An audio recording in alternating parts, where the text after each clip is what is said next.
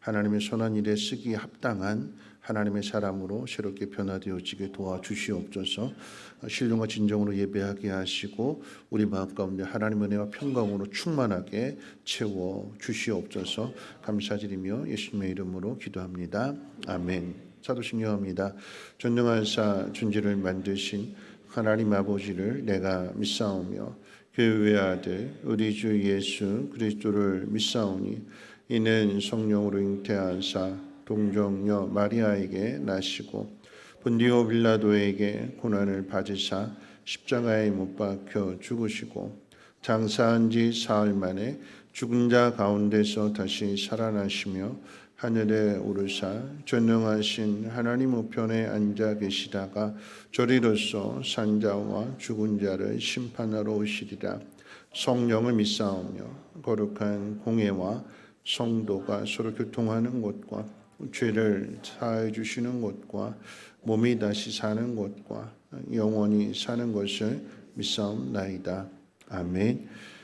찬송가 446장 통일찬송가로 500장 찬송 후에 김양숙 권사님 기도해 주시겠습니다.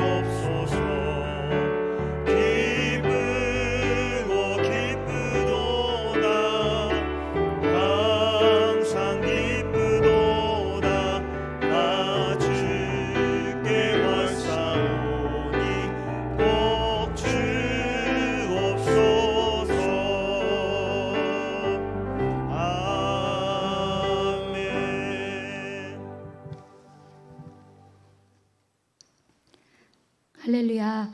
믿음이 없이는 하나님을 기쁘시게 하지 못하나니 하나님께 나아가는 자는 반드시 그가 계신 것과 또한 그가 자기를 찾는 자들에게 상 주시는 이심을 믿어야 할지니라. 말씀하신 하나님, 은혜로우신 하나님 감사합니다. 오늘도 주님 은혜 속에 살게 하시고 이 밤에도 주님의 보좌 앞으로 나와 우리 성민의 온 식구들이 함께 마음을 모아 하나님께 예배하게 하심을 감사합니다. 하나님, 긴 무더위와 폭염과 태풍 가운데서도 우리를 안보하시고 지켜주시며 강건케 하시니 매일매일의 하나님의 은혜와 사랑 속에 살게 하시니 또한 감사드립니다. 하나님, 이 시간 늘 주님 앞에 우리가 말씀대로 산다고 고백하지만 내 뜻이 앞섰고 내 생각이 앞섰고 아버지 하나님 믿음 있는 척하면서 하나님 우리 자신을 내려놓지 못하고 하나님을 전적으로 신뢰하지 못했음을 하나님 이 시간에 자복하고 회개합니다. 하나님 용서하여 주시옵소서. 우리의 부족한 모습 그대로 나왔습니다. 하나님 우리의 제약된 마음, 주님이 기뻐하시지 않는 마음이 있다면 그런 마음 품었던 모든 생각들, 행동들 하나님 용서하여 주시고 이 시간 말씀을 통해서 또 우리 각자에게 들려주시는 성령님의 말씀 속에 아버지 하나님 조명하여 주셔서 우리의 삶 속에서 주님을 더욱더 알게 하시고 또 그 주님을 전하게 하시고 미숙하고 부족한 부분들이 날마다의 아버지 하나님 말씀 속에서 기도 속에서 변화되며 아버지 하나님이 기뻐하시는 삶으로 우리가 변화될 수 있도록 하나님이 인도하여 주시옵소서. 하나님 저희 성민재단을 사랑하여 주셔서 하나님 지켜주시고 은혜로 인도하여 주신 주님 감사드립니다. 하나님 늘 말씀 안에서 아버지 하나님 저희들이 든든히 세워져 가는 저희 재단이 되어질 수 있도록 하나님 인도하여 주시옵소서. 교육부서의 여름 행사가 모두 은혜 가운데 잘 마치어짐을 또한 하나님 감사드립니다. 하나님 우리 다음 세대들이 아버지 하나님 이 혼탁하고 어지러운 세상 가운데서 정말 주님 없이는 살 수 없습니다. 우리 주님이 지켜주셔야만 되오니 아버지 하나님 저들이 믿음 안에서 굳건히 살아나갈 수 있도록 지켜주시고 인도하여 주시옵소서. 하나님 먼저 기성 세대들이 저희들이 본이 되게 하시고 저들을 위해서 기도하며 아버지 하나님 또한 격려하며 축복할 수 있는 저희들이 될 수 있도록 하나님 또한 인도하여 주시옵소서. 하나님 믿음으로 승리하는 우리 다음 세대들이 되게 하시고 아버지 하나님 말씀 교육부서의 아버지 성경학교를 통해서 또한 여름 수련회를 통해서 배운 그런 믿음들이 잘 자라나서 성민의 주역이 되게 하시고 이 나라의 아버지 하나님 정말 굳건한 기둥들이 되어질 수 있도록 하나님 인도하여 주시옵소서. 하나님 이 시간도 귀한 말씀 전하시는 우리 담임 목사님 기억하여 주시옵소서. 하나님 영육간에 강건케 하옵시고 저희 양떼를 위해서 기도하시며 귀한 말씀 전하시기에 아버지 하나님이 말씀 묵상하시며 아버지 하나님 준비하시는 것 우리 주님이 아시리라 믿습니다. 하나님 아버지 하나님 우리 목사님 더욱더 아버지 영역간에 강건함으로 붙잡아 주시고 저희 사모님 더욱더 영역간에 강건함으로 채워주셔서 아버지 하나님 목사님 내조하시는데 부족함이 없도록 하나님 인도하여 주시옵소서.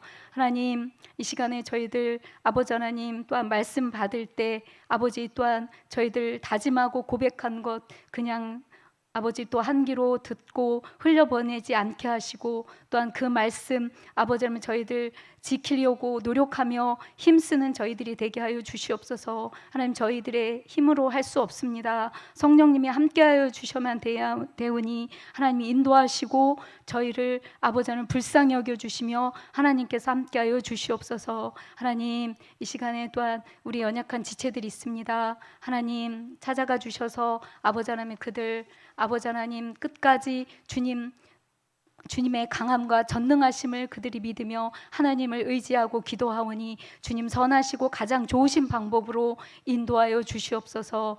아버지 하나님 저희 성민재단의 모든 아버지 하나님의 유치부부터 온 기관들이 더욱더 주님을 기쁘시게 하는 믿음의 공동체, 사랑의 공동체, 건강한 공동체가 되어서 아버지 하나님 믿음으로 승리할 수 있는 귀한 재단이 되어질 수 있도록 하나님 인도하여 주시옵소서. 믿음의 눈으로 모든 것을 바라보게 하시고 어려운 현실 속에서도 늘 감사함을 잊지 않고 승리할 수 있는 우리 모두가 되게 하여 주시옵소서. 주님의 기쁨이 되기를 늘 소망하며 기도하고 또한 흩어져 나가 전하는 저희의 공동체가 되기를 원합니다. 이 시간 끝까지 하나님께서 영광 받아주시고 함께하여 주실 줄 믿사오며 예수 그리스도의 이름으로 간절히 기도드립니다. 아멘.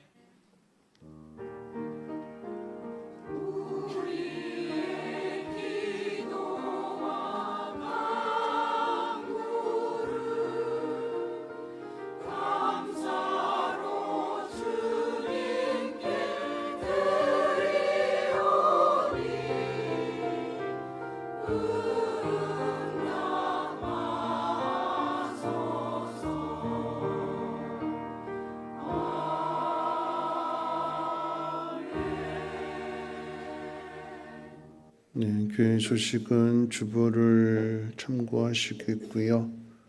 특별히 이제 여름 행사들이 마치고 이제 가을을 준비해야 되는데 앞으로 교회를 든든하게 세워가는 그런 일들 가운데 더 많은 관심들 가져주시고 또 헌신과 봉사에 더 많은 부탁을 드리겠습니다. 하나님 말씀 보도록 합니다. 하나님 말씀은 누가복음 14장 1절로 14절까지 보시겠습니다. 하나님 말씀 누가복음 14장 1절로 14절까지 한 절씩 교독을 읽겠습니다. 안식일에 예수께서 한 바리새인 지도자의 집에 떡 잡수시러 들어가시니 그들이 엿보고 있더라. 주의 앞에 수종병 든 한 사람이 있는지라. 예수께서 대답하여 율법 교사들과 바리새인들에게 이르시되 안식일에 병 고쳐 주는 것이 합당하냐 아니하냐. 그들이 잠잠하거늘 예수께서 그 사람을 데려다가 고쳐 보내시고 또 그들에게 이르시되 너희 중에 누가 그 아들이나 소가 우물에 빠져 있으면 안식일에라도 곧 끌어내지 않겠느냐 하시니 그들이 이에 대하여 대답하지 못하니라. 청함을 받은 사람들이 높은 자리에 택함을 보시고 그들에게 비유로 말씀하여 이르시되 내가 누구에게나 혼인잔치에 청함을 받았을 때에 높은 자리에 앉지 말라. 그렇지 않으면 너보다 더 높은 사람이 청함을 받은 경우에 너와 그를 청한 자가 와서 너더러 이 사람에게 자리를 내주라 하리니 그때 내가 부끄러워 끝자리로 가게 되리라. 청함을 받았을 때에 차라리 가서 끝자리에 앉으라. 그러면 너를 청한 자가 와서 너더러 거치어 골라 앉으라 하리니 그때야 함께 앉은 모든 사람 앞에서 영광이 있으리라. 무릇 자기를 높이는 자는 낮아지고 자기를 낮추는 자는 높아지리라. 또 자기를 청한 자에게 이르시되 내가 점심이나 저녁이나 베풀거든 어찌나 형제나 친척이나 부한 이웃을 청하지 말라. 두렵건대 그 사람들이 너를 도로 청하여 내게 갚음이 될까 하노라. 잔치를 베풀거든 차라리 가난한 자들과 몸 불편한 자들과 저는 자들과 맹인들을 청하라. 그리하면 그들이 갚을 것이 없으므로 내게 복이 되리니 이는 의인들의 부한 시에 내가 갚음을 받겠음이라 하시더라. 아멘. 호산나 찬양대 찬양 읽겠습니다.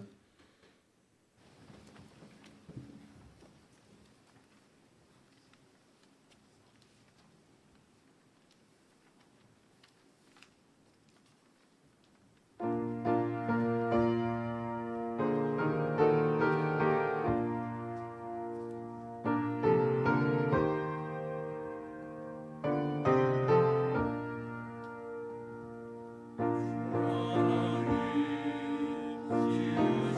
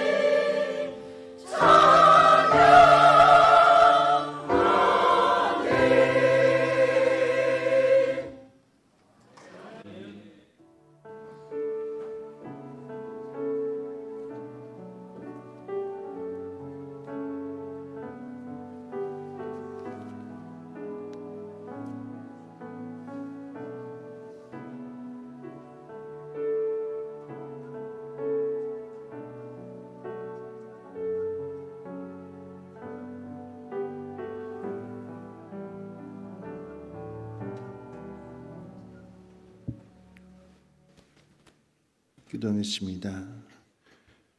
오늘도 하나님을 예배하는 믿음 주심을 감사드리고 하나님 앞에 예배하는 심령들마다 주님의 높고 위대하심을 묵상하며 그 주님 앞에 예배할 때에 우리의 마음 가운데 주님의 그 이름이 가득히 채워지게 하시고 하나님의 영으로 압도되어져서 나는 없고 오직 주님만 생각할 수 있는 귀한 시간 되게 하옵소서.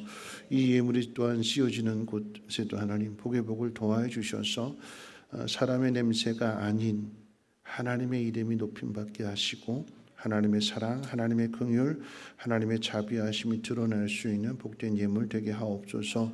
오늘 하나님 말씀을 듣고자 합니다. 우리의 영혼이 살아나게 하시고 회복되게 하시고 주의 영광을 향하여 그리고 그 부르심을 향하여 순종할 수 있는 말씀으로 체험받게 도와주시옵소서. 감사드리며 예수님의 이름으로 기도합니다. 아멘.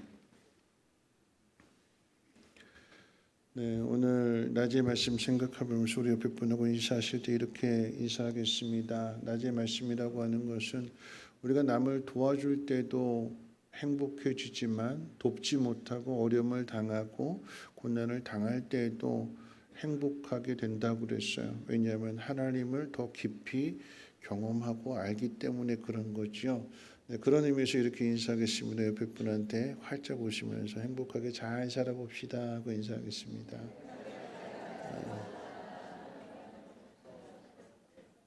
네, 한 번 더 인사해 볼까? 인생 길지 않대요. 있을 때 잘합시다 하고 인사하겠습니다.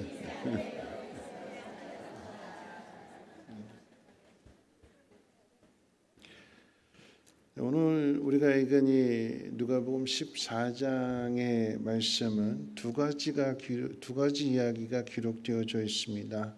안식일에 수종병 든 사람을 고쳐준 이야기와 또한 이제 이 바리새인으로부터 청함을 받은 사람들이 높은 자리에 앉아 있는 것을 보시고 높은 자리에 앉아 있지 말고 낮은 자리에 앉을 것을 가르치시는 그런 이야기가 함께 소개되고 있습니다. 성격이 다른 사건이지만 그런데 같은 장소에서 벌어진 사건이기 때문에 연결고리가 있는 거예요. 쉽게 정의를 내린다라고 하면 앞에 있는 이 안식일에 대한 가르침은 하나님의 긍휼에 대한 가르침인 반면에 높은 자리에 앉지 말고 낮은 자리에 앉을 것을 말씀하시면서 대접하지 못할 사람들을 택하라라고 하는 이 말씀은 겸손에 대한 말씀입니다. 이 두 가지를 함께 연결해서 생각해 볼 것인데 먼저 생각할 것은 안식일에 예수님을 시험하기 위해서 병자를 부른 거예요.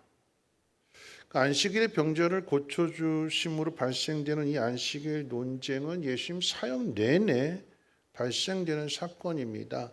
앞장에 있는 13장에서 예수님이 안식일에 귀신 들려 꼬부라진 여인을 고쳐준 일로 인해서 회당장이 분노하는 이야기에 이어서 또다시 14장을 시작하면서 안식일 논쟁이 벌어지게 되는데 우리 1절 같이 한번 읽어볼까요? 1절에서 함께 읽겠습니다. 시작. 안식일에 예수께서 한 바리새인 지도자의 집에 떡 잡수시러 들어가시니 그들이 엿보고 있더라.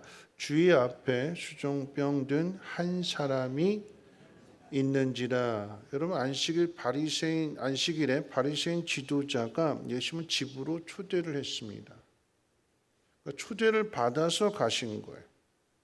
갔더니 거기에 수종병 든 사람이 그 자리에 있게 되고요. 그리고 성경 뭐라고 이야기하는가?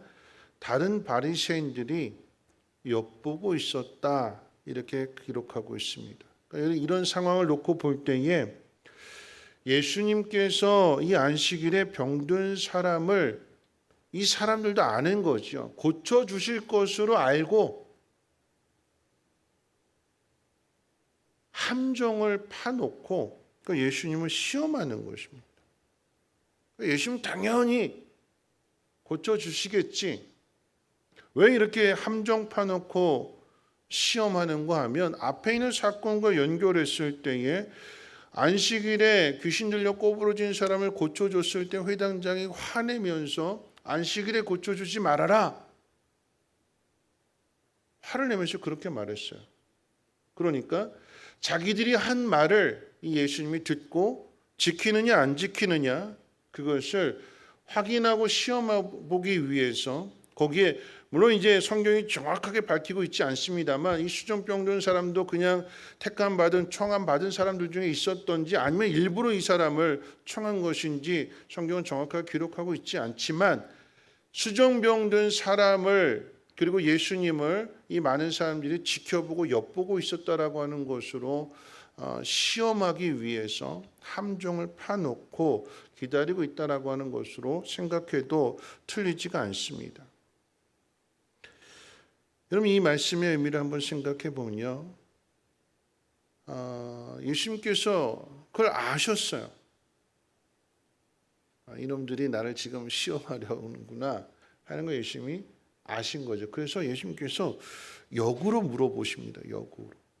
뭐라고 말씀하시는가 하면 이 안식일에 수정병 든 사람을 병자를 고쳐주는 것이 합당하냐 합당하지 않느냐 물어보셨어요. 재밌게도 이 질문을 받은 바리새인들이 대답을 안 한대요. 대답을 안 했어요. 잠잠했다고 그랬어요. 왜 잠잠할까요? 왜 잠잠했을까요? 물어봤는데 왜 대답을 안 했을까요? 어려운 질문이라서요? 아니죠. 답을 하게 되면 자기들 속내를 드러내는 것이기 때문에 답을 하지 않고 그냥 듣기만 하고 있었던 거예요. 안식일에 병든 자를 고쳐주는 것이 합당하냐 합당하지 않느냐. 이들은 답을 이미 가지고 있는 사람들이에요. 알면서도 대답하지 않는다라고 하는 것은 좀 예수님과 신경전을 벌이고 있는 거예요.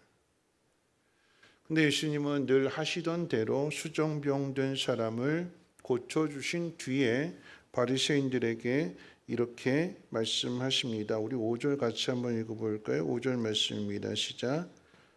또 그들에게 이르시되 너희 중에 누가 그 아들이나 소가 우물에 빠졌으면 안식일이라도 곧 끌어내지 않겠느냐 하시니 안식일이라도 소가 물에 빠졌다면 또는 사람이 물에 빠졌다라고 하면 곧 끌어내야 된다라고 하는 그 의미는 안식일을 지키는 계명보다도 생명을 건져내는 사랑이 더 우선한다라고 하는 것을 가르쳐주기 위한 말씀이기도 하지만 여러분 잘 들으셔야 돼요. 어떤 것이 우선이냐 어떤 것이 중요하냐를 가르쳐주는 말씀이기도 하지만 또 한편으로는 여러분 이 뒤집어서 생각해 보면 그런 이야기예요. 바리새인들에게 그러니까 예수님을 시험하고 함정 파놓고 시험하려고 하는 이 사람들에게 정말 전곡을 찌르는 그런 반문을 하시는 거예요. 만약에 안식일인데 너희 가족이 물에 빠져 있다면 안식일이니까 너희들 그냥 손 놓고 지켜만 보겠느냐? 아들이 물에 빠져서 살려달라고 허우적거리는데 이 바리새인 아버지가 아들아 미안하다. 오늘은 안식일이니까 내가 내일 와서 너 고기 구해줄 테니까 잘 버티고 있어라. 그럴 아버지가 있겠어요? 그렇게 안 하잖아요. 그렇죠? 건져내죠. 여러분 지금 예수님께서 너희 가족이 물에 빠졌는데 아니면 너희 소가 물에 빠졌는데 당장 건져내지 않겠느냐 이렇게 반문하시는 것은 이 수정병 든 사람과의 관계를 물어보시는 거예요. 만약에 가족이라고 생각했다면 가족이 수정병을 들었다라고 하면 아우 예수님 고쳐주십시오 이렇게 반응했을 터인데 이 수정병 든 사람이 자신들과는 관계가 없는 사람이기 때문에 그가 고침을 받든 말든 그의 형편이 어떤 형편이든 어떤 처지든 나와는 상관없는 일이니까 계명을 지키는 것, 안식일을 지키는 것이 더 중요하다라고 하는 것이 바리새인들의 가진 마음입니다. 이것을 예수님께서 지금 드러내시는 거예요. 결국 안식일에 수정병 든 사람을 고쳐주는 이 사건은 관계에 대해서 말씀하고 있는 거예요. 예수님은 수정병 든 사람을 하나님의 자녀로 생각하고 그를 긍휼히 여겨서 고쳐주시는 반면에 바리새인들은 나와 상관없는 사람이니까 이 사람이 고침을 받든 받지 않든 이건 나와 상관없는 일이고 안식일을 지키는 것이 나한테는 더 중요한 거예요. 여러분, 이야기는요, 우리가 거룩을 생각하게 될 때 안식일을 지킨다라고 하는 것은 거룩함을 드러내기 위한 거잖아요. 거룩함. 안식일을 지킬 때 거룩하게 지키라고 했어요. 그러면 이 거룩은요, 우리가 안식일을 지킴으로써 하나님이 어떤 분이신지를 드러내는 거룩이어야 되는 거예요. 그런데 바리새인들이 지키는 이 안식일의 거룩은 그저 자기만 거룩하면, 나만 안식일을 잘 지키면 된다는 식의 거룩이 되는 것입니다. 그러니까 하나님을 드러내는 것보다도 오늘 우리 찬양대가 찬양했던 주님의 높고 위대하심을 드러내는 그런 안식일이 아니라 자기를 드러내기 위한 안식일이 되어버리고 말았어요. 여러분, 이들은 다 전문가들입니다. 반문하고 질문하게 될 때에 바리새인들, 성경을 누구보다 잘 알고 있는 그 자리에 있었던 율법사들에게 물어보는 거예요. 여러분, 바리새인들, 율법사들은요, 늘 하나님의 말씀, 율법을 근거로 해서 예수님을 반대하고 있어요. 그냥 막무가내식으로 감정적으로 반대하는 것이 아니라 안식일을 지키지 않은 것에 대하여, 하나님의 이름을 욕되게 한 것에 대하여 나름대로 하나님의 법을 가지고, 하나님 말씀을 가지고 태클을 걸고 있고 예수님을 공격하고 있습니다. 그럼 이들이 문제를 삼고 있는 안식일에 대한 이야기는요, 이 말씀은요, 하나님이 직접 모세에게 새겨주신 두 돌판에 십계명으로 기록되어져 있는 말씀이기도 하고요, 율법, 모세 오경 가운데 분명하게 기록되어진, 성경에 기록되어진 말씀이기도 합니다. 인간이 재판장으로 앉아있는 법정에서 시비를 가린다면 법을 근거로 하는 바리새인들의 말이 옳습니다. 그런데 하나님께서 행하신 일들을 바라보게 될 때에 인간의 법정에서는 그냥 나사렛 목수의 아들로 예수님께서 고소를 당해서 피고인으로 서게 되었고, 송산 고발한 이 바리새인들이 한편에 서게 되었을 때 누가 옳으냐 시시비비를 똑같은 그냥 인간적인 입장에서 인간 법정에서 다룬다라고 하면 율법을 가지고 성경을 가지고 이야기하는 바리새인들이 옳다라고 이야기하겠죠.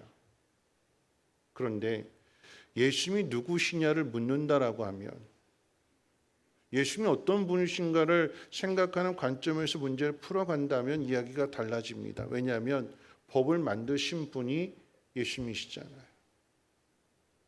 인간을 만드시고 그 인간이 인간답게 살아가기 위해서 법을 만들어주신 분이 창조주이신 주님이시잖아요. 그 주님 앞에서 법을 따질 수 있을까요? 어떤 것이 더 옳은 것이냐를 따질 수 있을까요? 내 생명을 만드신 분이고 내 모든 것을 아시는 분, 그리고 나를 사람답게 살아가도록 그래서 지키라고 주신 이 법, 이 모든 것이 주님 만드신 것인데 그 앞에서 법을 따져서 우리가 옳고 그름을 판별할 수 있을까요? 바리새인들이 주장하는 바는 그거예요. 오름입니다. 오름. 그리고 그 오름의 근거는 이 하나님 말씀 가지고 이게 옳다. 난 이거 누구보다도 이 말씀을 잘 알고 있다. 신명기 5장에 출애굽기 20장에 분명히 기록되어져 있다. 이 법을 가지고 이 말씀을 성경 구절 가지고 대항할 수 있어요. 봐라 그러면서 이야기할 수 있어요. 옳습니다. 맞아요. 그런데 중요한 것은 오름이 더 중요한 것이 아니라 그 오름 속에 하나님의 긍휼하심과 하나님의 자비로우심과 하나님의 사랑이 드러나느냐 드러나지 않느냐, 우린 여기까지 생각해야 되는 거예요. 근데 바리새인은 여기까지 생각하지 않고 그저 겉으로만 형식적으로 드러난 이 말씀을 주일이니까 교회 왔다, 나는 주일 지켰다, 여기에서 그쳐져서는 안 된다라고 하는 거죠. 오늘 예배 시간 올라오기 전에 앞으로 결혼하게 될 예비 부부랑 성경 공부를 했어요. 주례를 부탁받아가지고 성경 공부를 하면서 마침 이번 과가 남편이 아내를 사랑해야 되는 것이고 아내는 남편에게 순종해야 되는 그런 관계였는데 그 성경 공부하는 질문 내용 속에 이런 질문이 있었어요. 만약에 아내가 남편에게 순종해야 되는데 남편이 하나님의 뜻이 아닌 다른 길을 선택한다면 아내는 순종해야 되는가, 순종하지 않아야 되는가? 하나님의 뜻은 A라고 하는 길을 가야 되는데 남편이 그 A라고 하는 길을 깨닫지 못하고 B 쪽으로 가려고 하고 있어요. 아내는 그것을 누구보다 잘 알고 있어요. A로 가는 게 옳아요. 근데 남편은 자꾸 고집 부르면서 B로 가겠대요. 자, 그럴 때에 아내는 순종해야 될까요? 아니면 매를 들어서 남편이라도 때려서 고치게 해야 될까요? 어떻게 해야 될까요? 아내의 도리는 어떤 도리죠?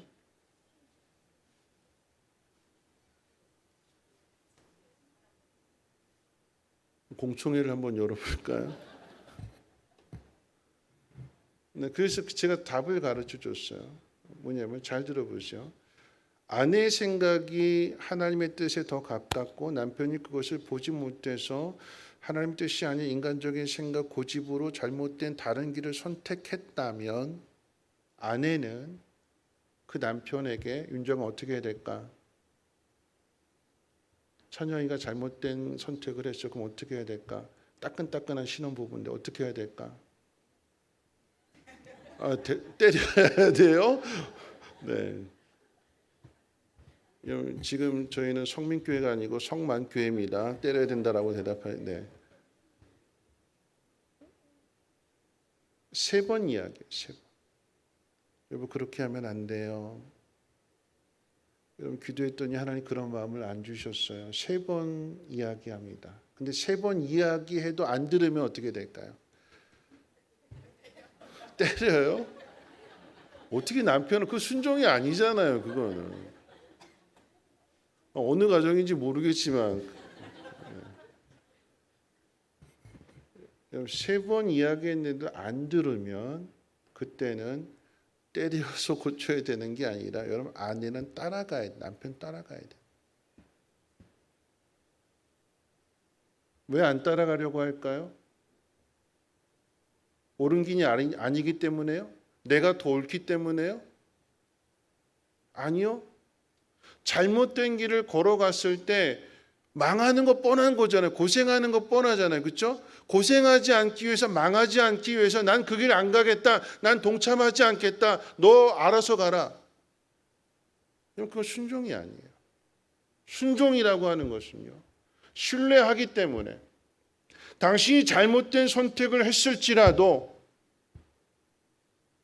내가 그 길을 따라갈 수 있는 것은 하나님이 이 가정을 지켜주실 것입니다. 그래서 뭐 하느냐면 기도할 수밖에 없는 거예요. 하나님 깨닫게 해주세요. 하나님 돌이키게 해주세요. 아내가 해야 될 일은 여러분 그저 내가 옳다, 내가 맞다, 당신 틀렸다 이것 가지고 싸워야 될 일이 아니라 남편이 잘못된 선택을 했다라고 하면 3번 이야기해주고 그 과정 속에 계속해서 기도하고 그럼에도 불구하고 자꾸 고집 부린다라고 하면 가정을 깨트리는 것이 아니라 당신 알아서 가고 난 나길까 이게 아니라 따라가 주는 거예요. 힘들죠? 그럼 망할 수도 있어요. 그러면 망하는 그 자리에 망했다고 거봐라 그러면서 계속해서 이렇게 전과자 취급하는 것이 아니라 함께 마음을 같이 해주고 여보 이 문제를 같이 우리가 믿음으로 잘 이겨내 봅시다. 하나님 다시 우리를 회복시켜 주실 거예요. 왜냐하면 그런 과정 속에서 남편이 깨닫거든요. 내가 괜히 고집 부려서 내가 아내 말을 안 들어서 내가 하나님 뜻을 몰라서 누구보다도 남편이 그것을 깨닫게 되겠죠. 근데 그렇게 깨닫게 된 자리에 함께 해주고 같이 해주고 위해서 기도해주는 그런 아내를 보게 될 때에 남편이 어떤 마음 갖게 될까요? 미안하고 고맙고 그럼 그 다음에 어떻게 될까요? 말할 때 아내가 말하면 듣지요. 그래서 가정이 세워지는 거예요. 우리는 망하는 것을 두려워해서 내 말 안 들으면 망할 텐데 팔짱 끼고 지켜볼 문제가 아니라 내가 당신보다 더 똑똑하고 내가 하나님 앞에 기도했더니 이런 응답을 받았는데 왜 그렇게 안 하냐고 나무라고 타박할 일이 아니라 이야기했음에도 안 들어주면 윤정이 왜 웃어? 공감이 돼? 그렇게 가는 게 부부거든요. 그런 과정들을 통해서 경험하고 깨닫게 되는 거야. 이렇게 하면 안 되는구나. 그리고 또 그 다음에 판단하게 될 때 더 기도하게 되고 하나님의 뜻을 구하게 되고 그럴 때 그 과정이 쉬워지게 되는 거예요. 우리는 옳은 것이 있습니다. 근데 옳기 때문에 늘 싸워요. 옳기 때문에. 싸워서 될 문제가 아니라 그 옳음이 하나님의 마음을, 하나님의 긍휼을, 하나님의 사랑을 드러내느냐 드러내지 않느냐. 그 과정 속에서 내가 하나님의 사람으로 그렇기 때문에 더 하나님 앞에 무릎 꿇게 되고 하나님을 찾게 되고 하나님 의지하게 되고 하나님 앞에 눈물로 하나님 도와주세요. 하나님 그 마음을 어루만져 주세요. 바른 판단할 수 있게 해주세요. 계속해서 기도하게 되고 그럴 때에 그 부부의 관계가 어떻게 해요? 더 돈독해지게 되고 사랑으로 하나가 되어지게 되는 거죠. 이런 바리새인들은 그토록 좋아하는 그 율법, 법법 따졌는데 그 법의 핵심은 사랑에 있었고 그 사랑을 드러내기 위해서 말씀을 주신 것인데 그 법 안에 있는 하나님 말씀 안에 있는 사랑은 알지 못한 채 그저 이 말씀, 매뉴얼, 법 이것만 계속해서 규칙 이런 것들만 이야기하는 거죠. 그럼 이게 독이 되는 경우가 참 많아요. 그럼 장마로 인해서 청주 오송 지하도가 침수돼서 참 가슴 아픈 일이 일어났잖아요. 왜 이런 참사가 일어났는지 담당 공무원에게 인터뷰를 했습니다. 물어봤어요. 돌아온 답이 뭘까요? 공무원이 뭐라고 대답했을까요? 저는 매뉴얼대로 했을 뿐입니다. 법대로 했대요. 자기는 아무 책임이 없대요. 매뉴얼이 적힌 대로 했기 때문에 자기는 아무 잘못이 없대요. 여러분 요즘 인터넷이 발달해가지고 서류를 띄는 것이 참 수월해졌어요. 근데 예전에 인터넷이 없을 때는 직접 가서 동사무소 가서 서류를 떴어야 돼요. 근데 예를 들어서 저녁 6시가 이제 마감이잖아요. 퇴근 시간이잖아요. 근데 6시에 도착했습니다. 6시에 마감인데 6시 도착했어요. 자, 서류 떴을까요? 못 떴을까요? 제가 이제 이분들을 폄하하기 위해서 그런 게 아니라 상황을 설명드리는 거예요. 6시가 퇴근 시간인데 6시 헐레벌떡 막 급한 정말 뛰어야 돼서 달려가는데 딱 퇴근 시간으로 딱 맞물리는 거예요. 서류 띄러 왔어요. 근데 6시잖아요. 자, 서류 띄워졌을까요? 안 띄워졌을까요? 은행 마감 시간이 4시인데 당장 급한 일로 막 달려갔어요. 딱 4시가 됐어요. 자, 업무를 봤을까요? 못 봤을까요? 병원에 갔는데 병원 퇴근 시간이 6시예요. 근데 접수는 5시 반까지 해야 된대요. 근데 5시 40분에 갔어요. 진료를 받았을까요? 못 받았을까요? 못 받죠. 그렇죠? 왜 못 받았어요? 시간 지났으니까 누구 잘못이래요? 늦게 온 우리가 잘못이래죠. 그렇죠? 여러분 그런데 내가 이제 다급해서 서류를 띄러 갔는데 6시가 됐는데 업무 끝났습니다. 내일 오세요. 그래가지고 안타까운 마음으로 이제 발걸음을 돌렸는데 실제가 아니라 제가 가상으로 말씀드리는 거예요. 발걸음을 돌렸는데 그 담당 직원의 동생이 헐레벌떡 뛰어들어왔어요. 나 나오면서 이렇게 딱 들어왔어요. 자, 이분의 동생은 서류를 떴을까요? 못 떴을까요? 상상에 맡길게요. 왜 나는 안 띄워주죠? 내가 법을 어겼기 때문에. 시간을 지키지 않았기 때문에, 명시되어진 시간을 지키지 않았기 때문에 나는 안 떼어준대요. 그런데 가족이 오면 떼어줘요. 왜요? 가족이니까. 그게 이 안식일 논쟁이에요. 안식일 논쟁. 수정병 든 사람이 나와 아무 상관없으니까 안식을 지켜야 되고, 수정병 든 사람이 내 가족이라고 한다면 고쳐주셔야 되는 거예요. 이중잣대가 되는 거죠. 이중성이 되는 거죠. 예수님께서 지금 그 이야기를 말씀하고 있는 것입니다. 우리는요, 모두가 다 옳음을 알고 있어서 그래서 구원받은 것이 아니라 우린 다 무지했고 어리석었고 하나님 거역했고 낯 놓고 기억자도 모르는 그런 다 똑같은 죄인들이었어요. 근데 하나님께서 우리를 긍휼히 여겨주시고 우리를 구원해 주셨잖아요. 그러면 우리의 부르심이, 우리의 구원이 하나님의 은혜로 받게 된 것이고 하나님께서 그런 우리를 하나님의 영광스러운 자리로 이끌어 가실 터인데 이 모든 일들이 하나님의 자비하심과 하나님의 긍휼하심입니다. 그러면 이런 은혜를 받은 우리가 다른 사람에 대해서 차별하지 말아야 된다라고 하는 것입니다. 가족이니까 우대해주고 나와 상관없는 사람이니까 외면하고 차별하는 그런 일이 벌어져서는 안 된다라고 하는 거죠. 여러분, 두 번째 의미를 한번 생각해 본다면요, 이런 긍휼을 필요하다라고 하는 것을 깨닫는 것이 겸손이에요. 두 번째 문제는 예수님 초대받아서 이제 가보니까 다 자기들끼리 좋은 자리 다 차지한 거 아니에요.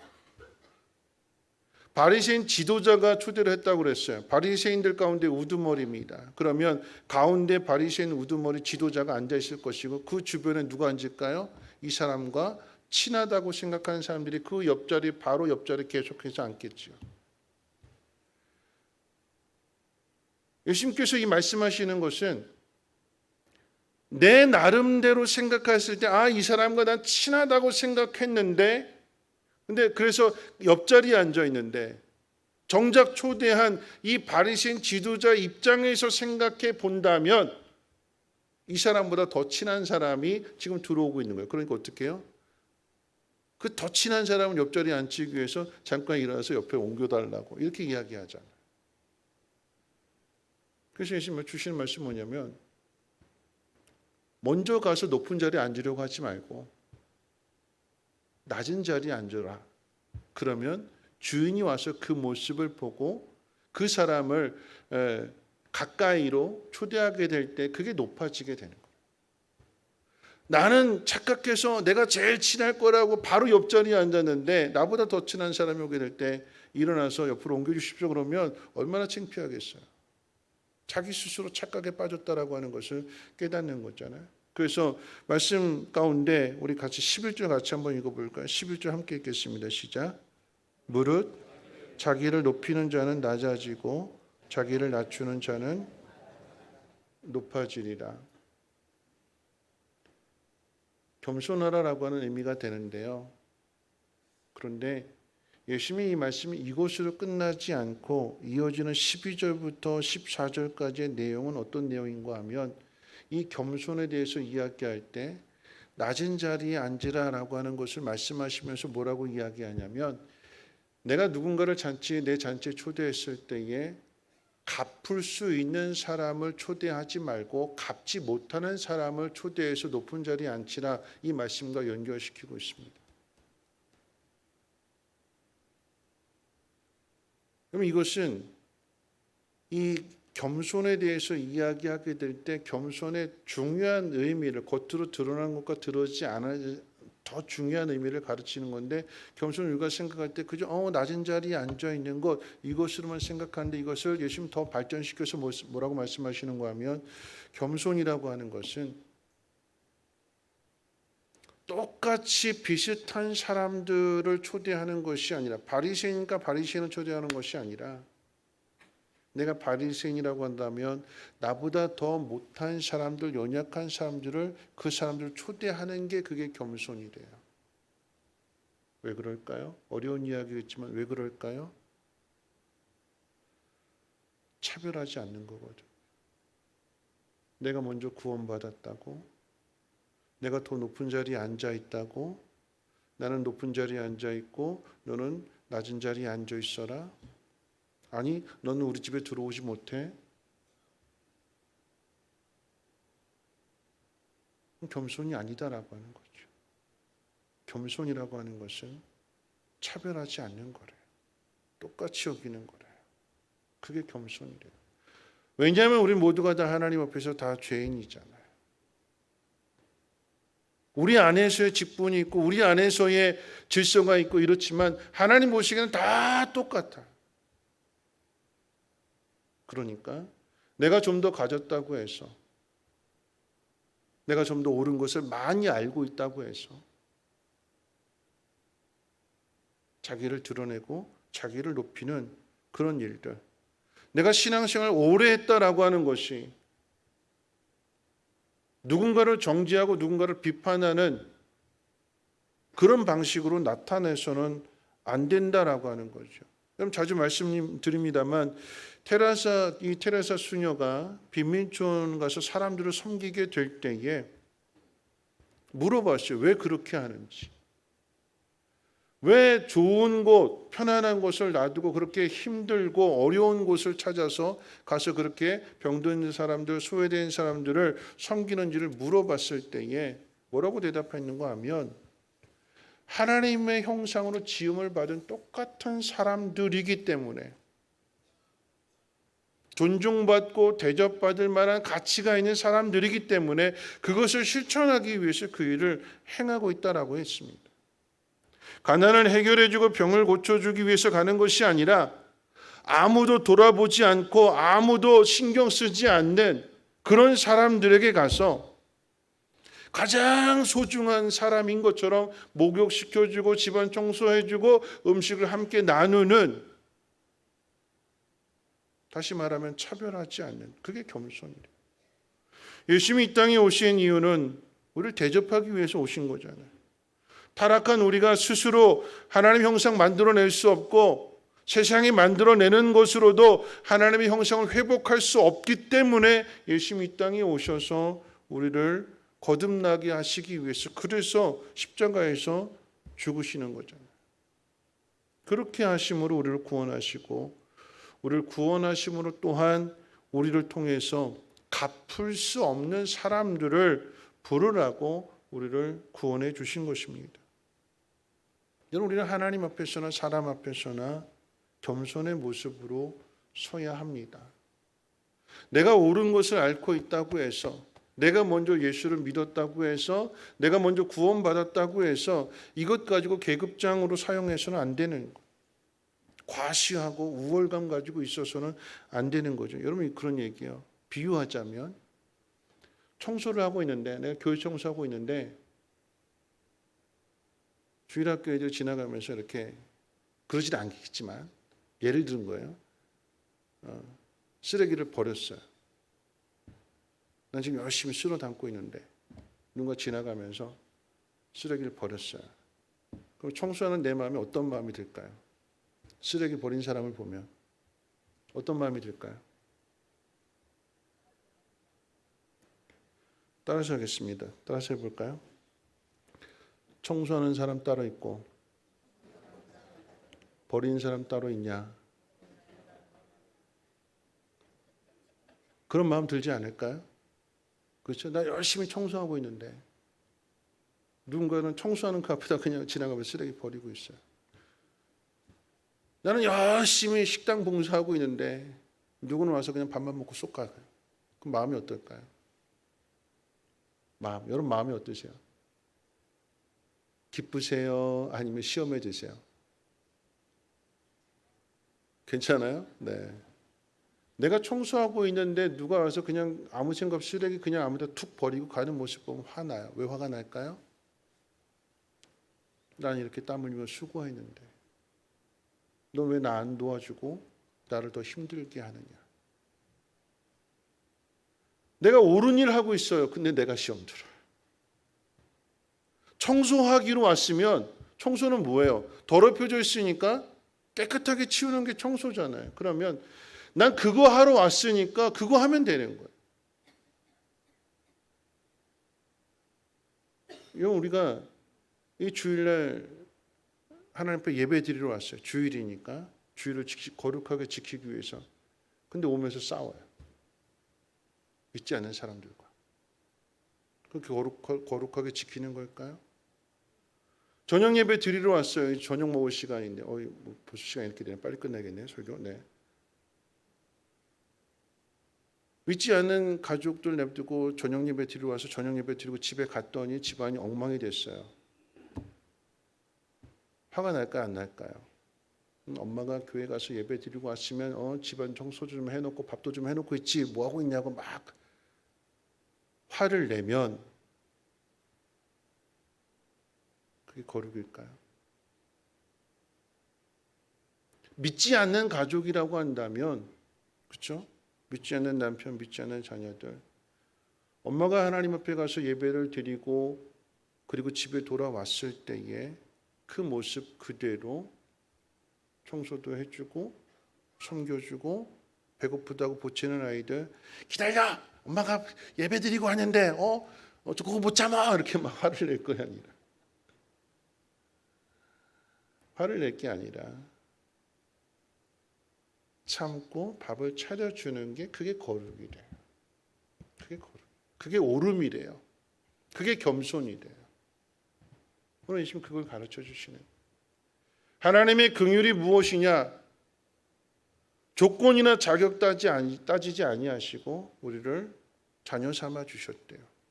특별한 은혜를 베풀어 주셨대요. 겸손이 무엇이냐? 그 사랑을 깨달아서 차별하지 않는 거래요. 같아지는 거래요. 자격 있는 사람들만 불러내고 초대하는 것이 아니라 가난하고 병들고 자격 없는 사람들을 초대하는 것, 그게 겸손이래요. 우리가 그 일에 힘써야 된다라고 하는 것입니다. 오늘 말씀 마칠 텐데요. 여러분, 하나님께서는 우리에게 율법을 던져주시고 이걸 지켜라, 안 지키면 가만 안 놔둔다, 이 법으로 우리를 묶으려고 하지 않으셨어요. 우리 수준이 이 법을 지킬 수 없기 때문에 하나님은 그런 우리를 긍휼히 여겨 주셔서 아들을 보내주시고 그 아들이 십자가에 죽어주심으로 우리의 죄를 용서해 주시고 하나님의 자녀 삼아 주셨대요. 그렇게 하나님이 자기 자신을 낮추시는 이 겸손, 차별하지 아니하시고 똑같이 대우해 주시는 이 겸손을 우리가 배워야 되는 것이고 훈련해야 되는 것입니다. 이렇게 말씀을 전하는 저도 똑같아요. 여러분이랑 똑같습니다. 그렇기 때문에 계속해서 우리가 말씀을 들어야 되는 것이고, 그리고 이 말씀을 다시 한번 새기면서 다시 또 도전해보고 그러면서 우리의 믿음을 성장시켜 가야 되는 것입니다. 여러분들로 인해서 그 옳음만을 주장하고 그 옳음 가지고 비판하고 싸우지 말고 여러분의 옳음이 하나님의 긍휼로 보다 더 중요한 것을 드러내는 복 있는 삶을 살아가시기를 주님의 이름으로 부탁을 드립니다. 우리 찬송가 455장, 통일 찬송가로 507장 함께 찬송합니다.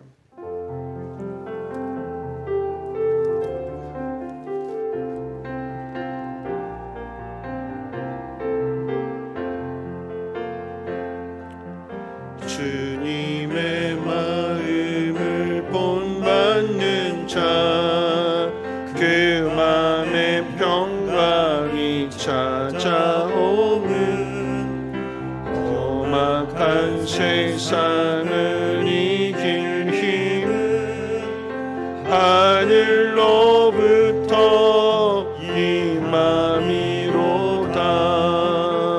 주님의 마음 본받아 살면서 그 거룩하신 나도 이루리. 주 모습 내 눈에 안 보이며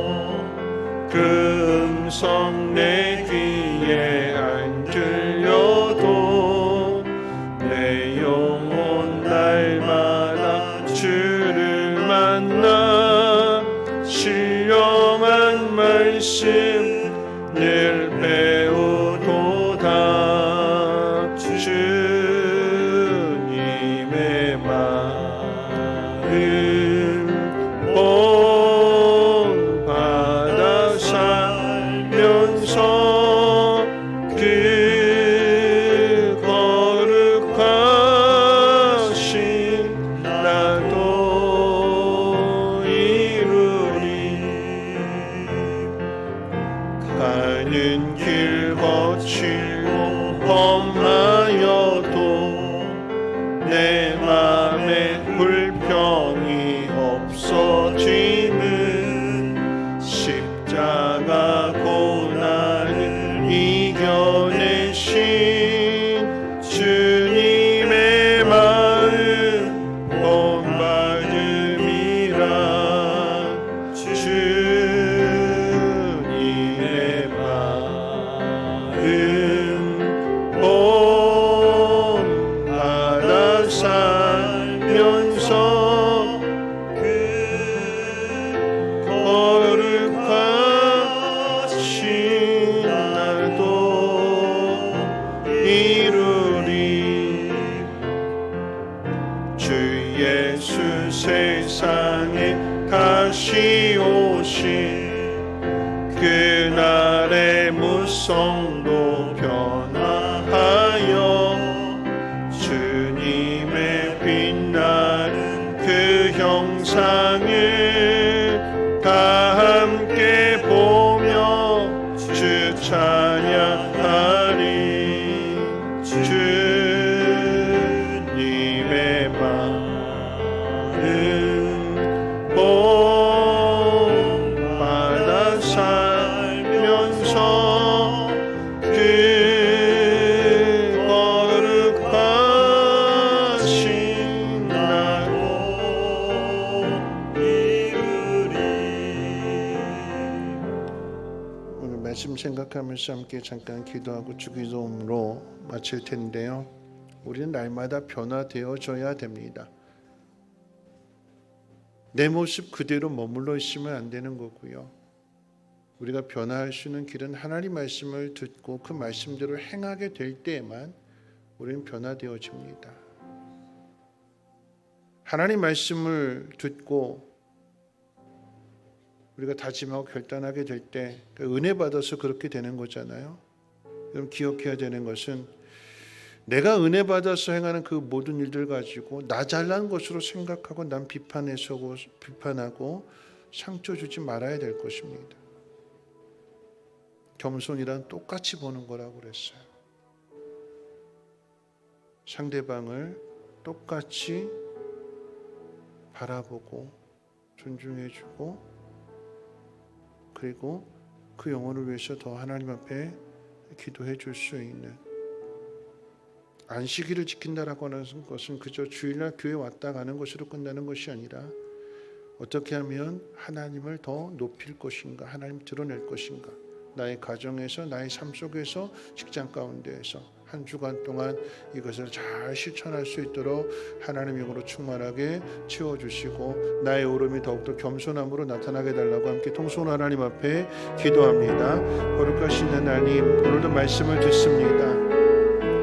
하나님의 긍휼하심과 하나님의 자비하심으로 오늘 우리가 이 자리에 있음을 깨닫게 하시고 하나님의 은혜를 받았기 때문에 그 은혜 받은 것이 계급장되지 않게 하시고 은혜 받은 것으로 남을 정죄하고 차별하지 않게 하옵시며 값없이 우리가 은혜를 받았기 때문에 값없이 돌려줄 수 있는 그런 믿음의 사람 되어지게 도와주시옵소서.